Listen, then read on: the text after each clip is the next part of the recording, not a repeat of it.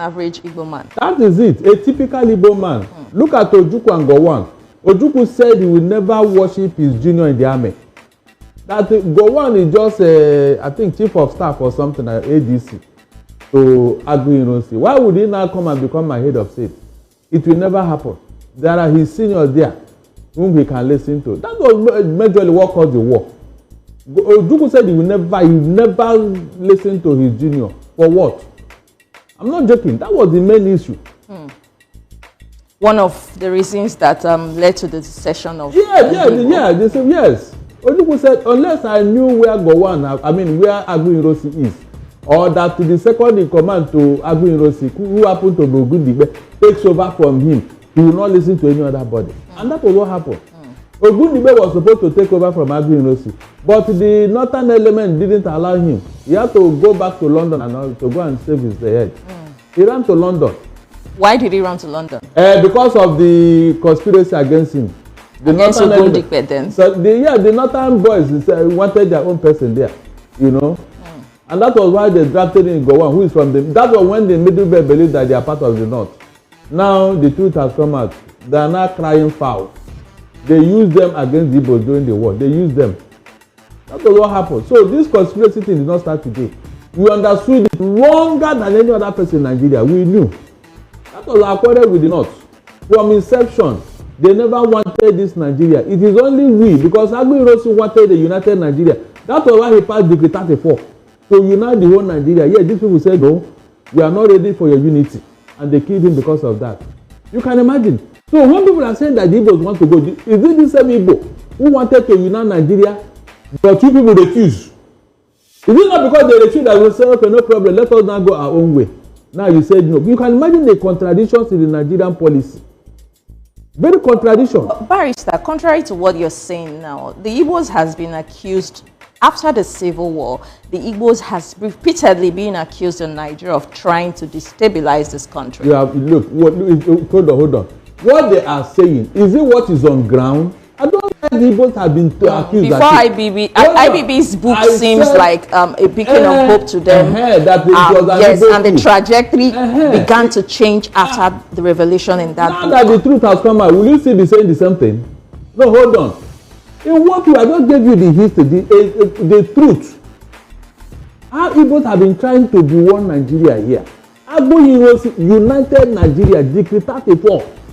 He announced a unification decree. No, that's of military from the northern part of the country were killed. Heads of military from the western part were killed. But it was just the Igbo military leaders that were not killed. So it looks like Nzoku deliberately gave them an information, to run away or something. Please. And the northerners, especially the northerners and the southwesterners, have been using that against the southwesterners for a long time. Do you know whenever this discussion comes up, that's what they always say. They say Nzogu killed other people. He pushed the people to kill the northern people and the southwesterners and left his people to run away.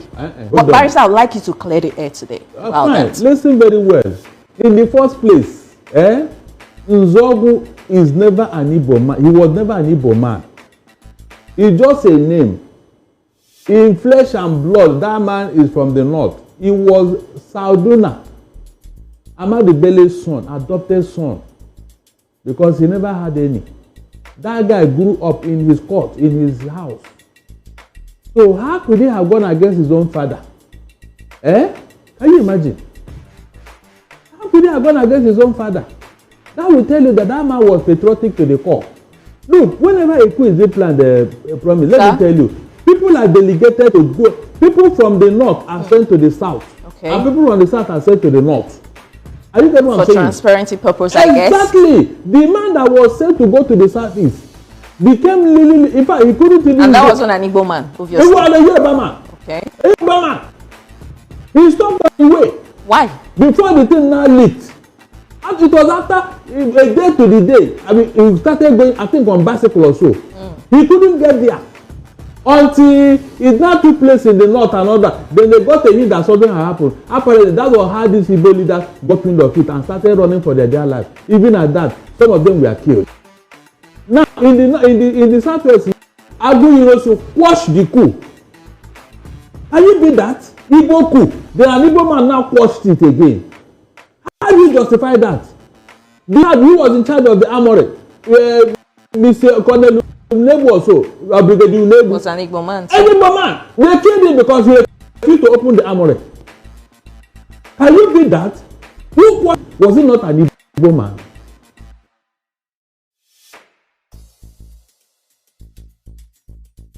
Every fact that everybody knows. Aguiyi quashed that coup and arrested all of them. I wonder why we've been hearing different narratives. That's what I'm telling you now. Entirely from what you just said. When Babangida said it was not an Igbo coup, I believe you because go and look at the names of the arrowheads.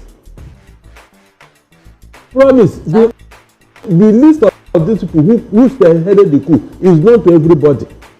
How many of you know? Since that 1966 coup, other coups that happened, what happened to those people?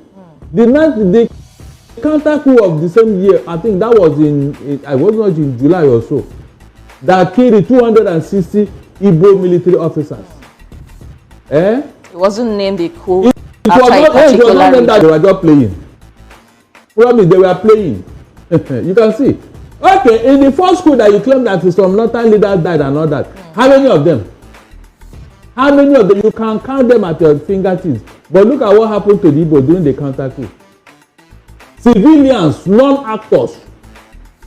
Is that even a coup or more like a genocide? That will tell you that was not the intention. They don't use that coup to cover up as if that was the issue. No. It was as if these people have committed heinous crime and they went all out. I said pregnant women, their stomach was ripped open and killed the baby they were. In fact, you can't imagine the level of genocide. So, can you call them a revenge coup? At least you are going to the military men now who are fighting with you. If you are, So why attacking civilians? Civilians died more. Especially women and children. I am telling you, in 29th of July, something happened that, in fact, even Satan will be angry. They rounded up all the Igbo women in the north. I said, they were packing them inside their truck. When they gathered them, they packed them down, dropped them inside the leper settlement in Kanu. Promise. Sir? Some women committed suicide rather than allow those men to touch them. You know what it means? How do we not hear this part of the story? Oh, you see that? I gave you a date, 29th of July. They didn't want anybody to do. Why do you think they removed history from our curriculum? And this thing will not be. But already it's in our head. Promise is in our head. When Nzobo died at Abag in a battle, they carried the cup to go and bury in Kaduna. He wasn't buried in Delta State. He wasn't. They want to order that they should bring his cup to Kaduna. On that day that Ojukwu died at the Battle of Abagana, there was a truce on both sides of the divide. The federal troops were crying. The Biafra troops were crying because of the death of Nzobo. I'm not joking. He was that loved. The military. That will tell you how fine. You know that this man was a patriotic thing to the core. Do you know what it means? To go against your own father because of what was going on. To go against your own father, the man that raised you and all that. That will tell you how patriotic this man was. Do you have it today in the army? No. And look at where he has brought us. All these things that they remove history from. Ask them what was the reason for removing it. Can you tell us the one? It was Buhari or Buhari. Somebody should have asked him, why did you remove history from our curriculum? So that we will not know anything, Abi. You have just wasted your time because the history is already in our head.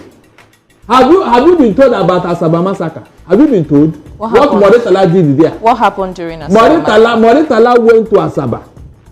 And because Asaba people helped the Biafran soldiers to escape through the River Niger, he gathered all of them and said, the war is over, they should come. They should come. For 3 days, these men were coming out from their homes, from their bushes, dropping their guns and all that, and they were making merriment. They believed what Moritala was telling them, that the war was over. They didn't know it was an ambush? Exactly. At the appointed time, that 4th day, when he believed that at least 80 to 90% are already at the square, he ordered his men. And you know, men are some separate from the women. He ordered his men, all those men. In fact, none of them left that arena. They were shot at point blank. So the women and their daughters saw their father and their husband being killed in their presence. slaughtered all of them. That's a lifetime trauma. That's why you hear Asaba massacre. I can't even go into the details because there was a day somebody was saying it. A survivor told the story at one radio station. While it was going on, they called from Abuja and said that that program should stop. Wow. They should not go ahead with it. I was there. They called and said that program should not continue. So please, is that a counter coup? Is that a revenge coup? Part of all these things we are talking about. Deliberate pogrom. And yet they are blaming the same people. They are blaming the same people that you have dealt with in such a manner. Is that justice? Thank God the Northerner have come out to tell the story. Other coups that happened, why can't they mention the people that carried out the coup? It was only Iboku. All right, Barrister. Let's still talk about a little bit more about Nnamdi Kanu now. Just one more question. Now that his case has been reassigned to another judge, are you seeing a possibility of fairness in that case? There is no other way. I'm telling you here that case, nothing will come out of it. Because so they are going to let him walk. At the end of the day, the federal government of Nigeria will let Nnamdi carry go because there is no law to even try him. That rendition from Kenya, the court have declared it illegal. So how will you now treat his case without looking at that particular issue? All right. They say that the federal government erred in what they did. Are you going to throw that one away? You cannot. So you have to look at the whole issue. You cannot separate one and leave the other one. It's not possible.